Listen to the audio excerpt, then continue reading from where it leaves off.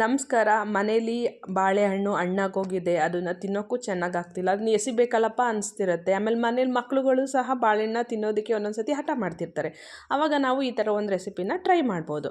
ಏನಿಲ್ಲ, ಅದನ್ನು ಬಾಳೆಹಣ್ಣ ಚೆನ್ನಾಗಿ ಕಿವುಚ್ಕೊಂಡ್ಬಿಟ್ಟು ಎಷ್ಟು ಬೇಕಷ್ಟು ಗೋಧಿ ಹಿಟ್ಟು ಹಾಕ್ಕೊಂಡು, ಸ್ವಲ್ಪ ಮೊಸರು ಹಾಕ್ಕೊಂಡು, ಉಪ್ಪು ಹಾಕ್ಕೊಂಡು ಚೆನ್ನಾಗಿ ಚಪಾತಿ ಹಿಟ್ಟು ಹೆಂಗೆ ಕಲ್ಸ್ಕೊತೀವಿ ಹಾಗೆ ಚೆನ್ನಾಗಿ ಕಲ್ಸ್ಕೊಂಬಿಡೋದು.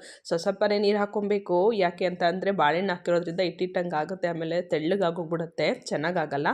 ಕಲಿಸ್ಬಿಟ್ಟು ಸ್ವಲ್ಪ ಹೊತ್ತು ನೆನೆಯೋಕ್ಕೆ ಬಿಡೋಣ.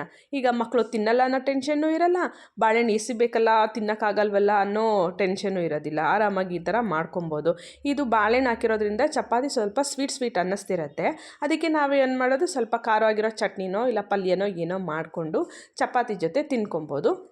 ಈಗ ಚಪಾತಿ ಲಟ್ಟಿಸಿದ್ಮೇಲೆ ಮಾಮೂಲಿ ತುಪ್ಪನೋ ಎಣ್ಣೆನೋ ಹಾಕಿಬಿಟ್ಟು ನಾವು ಅದನ್ನು ಬೇಯಿಸ್ಕೊಬೋದು. ನಾನಿಲ್ಲಿ ತುಪ್ಪ ಹಾಕಿ ಬೇಯಿಸ್ಕೊತಾ ಇದ್ದೀನಿ. ಅದ್ರ ಕಾಂಬಿನೇಷನ್ಗೆ ನಾನು ಹಾಗಲಕಾಯಿ ಪಲ್ಯ ಮಾಡ್ಕೊಂಡಿದ್ದೀನಿ ಸ್ವಲ್ಪ ಖಾರವಾಗಿ. ಸೊ ಇದಾಗಿತ್ತು banana chapati recipe. Thank you.